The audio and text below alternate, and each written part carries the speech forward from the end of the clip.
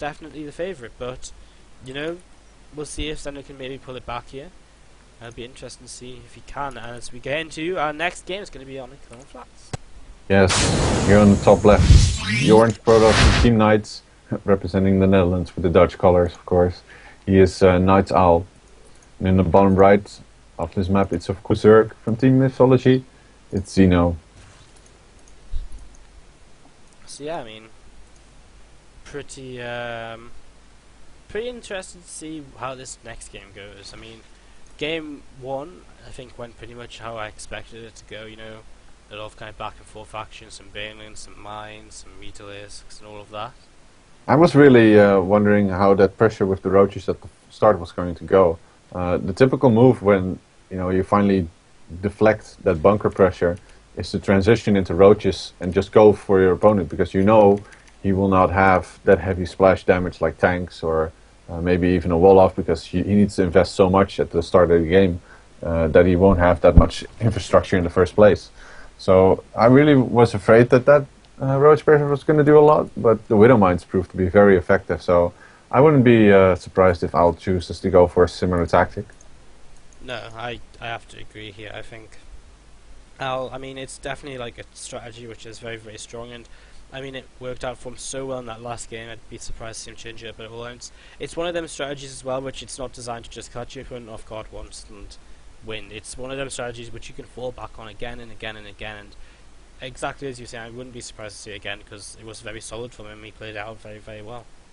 Well, this time Xeno does deploy his Overlord as natural, so he's going to have a lot better vision of his opponent coming in. And keep in mind that Owl got really lucky with the SCV building the bunker right there.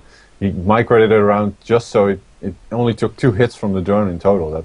That's insane, you know. So at this point, I would say he's not going to be able to get the 100% ideal opening which he got in the previous game. Going for a scout first and then straight into the natural. Maybe see if he can get another bunker up. Would not surprise me at all. Yeah, this SCV just poking in, poking out again, and we actually see actually Xeno got a gas last time as well, so he's still going to probably just get that Zerg and speed up again, and again put that bunker down. A bit more of an obvious position this time. He's going to be very forward about it. He's just going to say, right, I'm going to put this here, and if you don't like it, well, stop me. Not getting as lucky on the SCV there until just then, though. Needs to micro that around a bit more. Move one drone to the other side. Reaper now coming in, and, well, 2 queens on the way, but no links so far.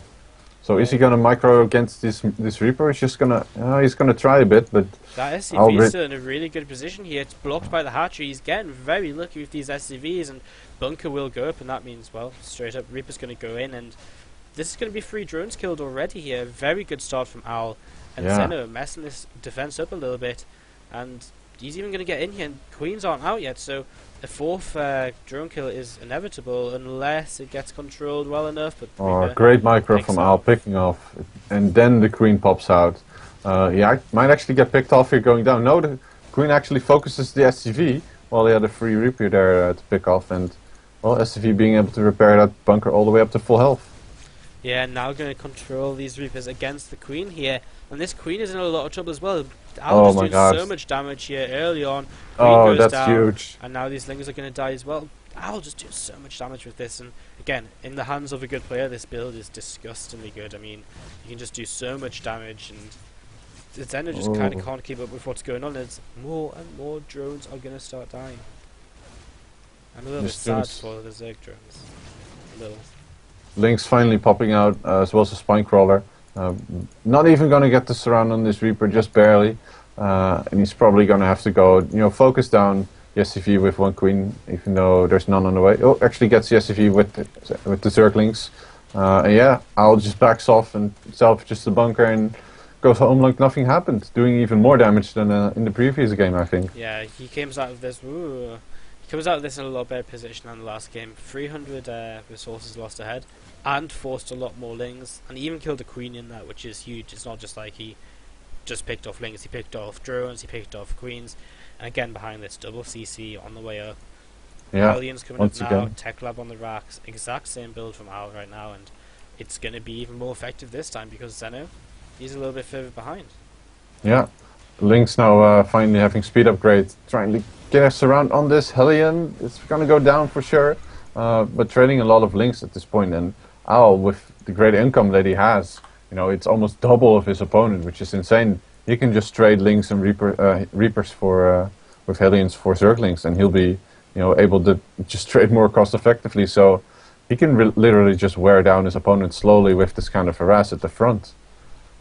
Yeah, and this map's a little bit worse for kind of containing at the front, of course, because you've got that ramp up to the natural, unlike Daybreak where it's flat ground. Up to the point where the spine core is, but I mean, still, it's very, very strong. You can still not really get anything down past out of the base.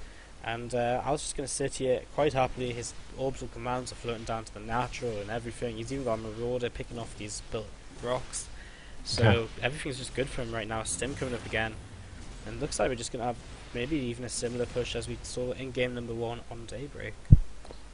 5 Hellions right now and only 1 Spike Crawler and a couple of Lings. I feel if he just went in right now, he could do massive amount of damage, because that Spike Crawler is burrowing, and he's just take out these Lings with impunity, and now heading straight for the natural mineral line. Just try to kill off as much as possible. There go all of the Lings of Xeno. Gonna focus on that Queen now, perhaps. Does he even have the firepower to do it? Just barely, though. This Queen will go down. And again, that's annoying. He's just losing production by losing these Queens again and again and again. The Reaper goes down here, but we still do have 2 Hellions up, which can move into the main base. Not really too much to defend up here. A few Lings, a Queen. Maybe they can get some drones, but no, it just looks like they're going to end up controlling against these Lings. And again, Owl just keeping up this aggression. And you've got to remember, back at home, after killing off these 10 workers, he's on triple CC. He's taking a huge macro lead. He's just in such a big lead at this point. I think the next push, which will probably be something Marauder Hellion based again, maybe just Marauder Marine.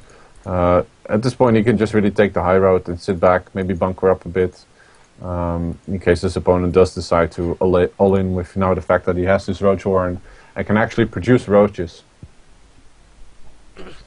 Yeah, and well, here comes a little push again. Now, Owl has lost a few more Hellions than he did in that last game, so this push is a little bit weaker, but still, I mean, 4 Marauders with Stim right now is a very scary prospect for Xeno, who is supply blocked. So he's going to have these few Lings that are coming out and not much more. He's going to create a Spine Crawler to try and help deal with that.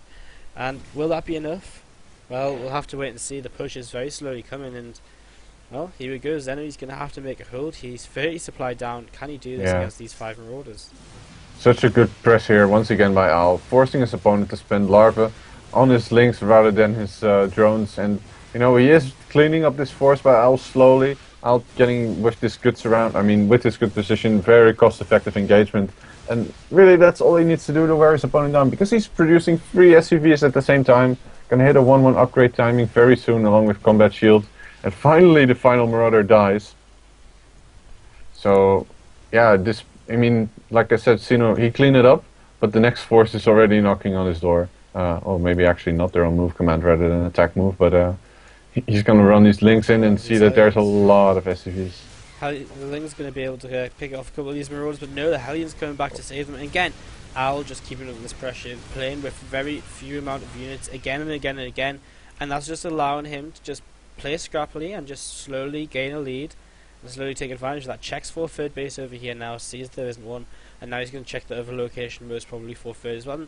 And, look at the creep spread, it's non-existent here. This build has just denied that completely. So Owl again, he's got complete map control. He could be denying that 3rd base now if he wanted to, and he's taking his own 3rd base. He's taking an economy lead, and he's looking at his production. He's got like 7, maybe only 6 racks down. It's just amazing, really. I really like how he's not being over hesitant in killing his opponent. He's really just following his own game plan to the letter, building up those double upgrades, building up that production, and just keeping up the pressure with very cost-effective engagements of Marauder Hellion against Ling and Roaches. Picking up in the medevacs just there as well, just keeping them units alive for as long as possible, and now going to come into the main base, start abusing that medevac boost, and again just keeping Xeno on his own side of the map. What can Xeno do? He can only just run around and defend here, and more units coming up, and now the Riddle Mines are going to start going down, putting on even more of a contain, and in fact they're going to settle down there, kind of on the transfer past the 3rd. Big detonation. No. Wow. Oh, huge detonation coming down on these links with a perfect position really on these Widow Mines, baiting his opponent towards the third to defend it. And, you know, what can he do? He has to. And Al just doesn't care, focuses down the third, picks up again, and just gets out. That was such smart play. He positioned them Widow Mines. He knew that was the route to the third base. And then he hit the third base. Now back in the natural. Xeno just cannot keep up here. All these queens, one of them will not go down. In fact, he picks up there just in time. And he's just trying to find what he can do here, but he's just going to burst away in the end. Oh, he's going to bait him again. Oh, wow. Again, a lot of links going down there. And that's trades that Xeno just cannot afford to make now. Finally starting up an overseer. His Muta's starting to come out on the map, but honestly, 3 Mutalisks aren't really going to do anything, even if there aren't turrets up, which there aren't. But, I mean, 3 Mutalisks, what are they going to do? Not too much. Yeah, exactly. Like, what are they going to do? You need Mutalisks as part of either a ball of them, or you need them to complement the composition of, you know, of Ling Bailing. And in this case, they are useful defensively against these medeffects, but he flew them out all the way on the other side of the map, rather than try to find out where those medeffects are. And now, big army of Owl finally moving into the main. He is currently supply blocked though, but I don't think that's a big objection to him doing this. And the Stims in, focusing down hatch at the natural. I mean, Marauder's in the main base as well, just picking off this and everything. And really great play from Al, just completely outplaying his opponent here, taking down all of these drones now. And I mean, fantastic game, tripling the supply of his opponents. I know he's trying to hold on like he did in game number 1 on Daybreak, but he's going to end up losing here in the round of 16. Al will be moving on through the tournament. And yeah, it's just not going to happen for Xeno today. I love this guy, man. He's so good. Huh? He's definitely, I'm definitely a fan. GG, well played. GG, well played indeed. Well, I do love the play of Al.